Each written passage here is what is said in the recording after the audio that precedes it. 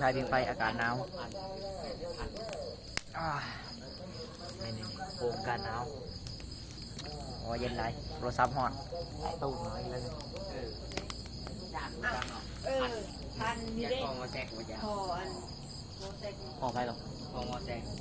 ออกใส่ตาเลย เขาบอกพัน บอกว่า ผมก็คือผม หวังชิดร้ายซบเธอได้นี่ แม่และแม่คือผม การนั้นแล้วทุกคนก็กินไฟนะคลิปนี้ฝากถึงดิเจอดัมแมนบอสจะมาฝากถึงดิเจอดัมวะแมนบอสมา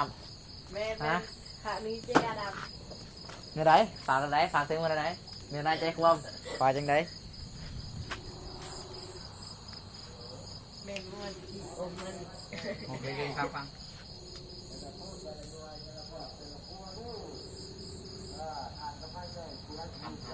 คำพันกับพ่ออันและ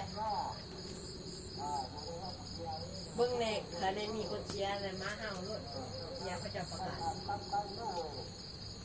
มันดินเสียงไม้หรือมันดินคนตาย จักแต่แบบบุญแบบงานนี่ก็ เฮา เขาจะประกาศเป็นบ่เห่าได้ เอาละ ถ้าได้มีคนเชียร์แบบประกาศนี่มีมันเห่ารถจะเป็นอย่างเดรัเถื่อนนะมึงเถื่อเขาจะประกาศแบบวันชิ้นบ่เห่าหมา เมื่อกี้เขาก็เอะใจอยู่เฮาเขาก็จุดคนลุกเมื่อกี้นี่ ฮะ เขาก็จุดคนลุกเมื่อกี้นี่มันเฮา ไม่ว่าเสียวะ คำพันจะทำมูแซก พันกับมีแต่ผมโมแซกเนี่ย มีเจ้าของมาแซกนะครับพันเขาหยอกแม่จะซื้อยังแหละเขาบอกว่าซื้อผม ไฟดังไฟนี่ ปล่อยเลยดับ เก่าจังมือ จัวนั่นดังไทยจนอ้วนนะ ไม่ทับเล็งภาคที่สองกะขัดตัวมันยังไรสิเห็นสองบักนี่กะตอนไม้โอ้อูดกันแล้ววันนี้ กิ่งไผ่เลยเด้อยำหนองยำหนาวแล้ว เออ เดี๋ยวลงในคลิปดูสิ น้าเว้ยว่าติดจับมึงติดหรือมั้ง ใครอยู่ใครว่า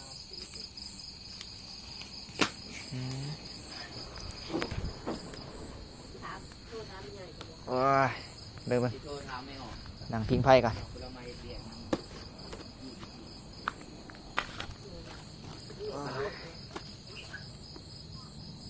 จะพูดจักอันซื้อก่ออัน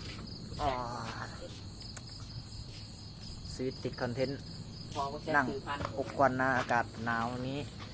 อ้าว อะไร อ๋อ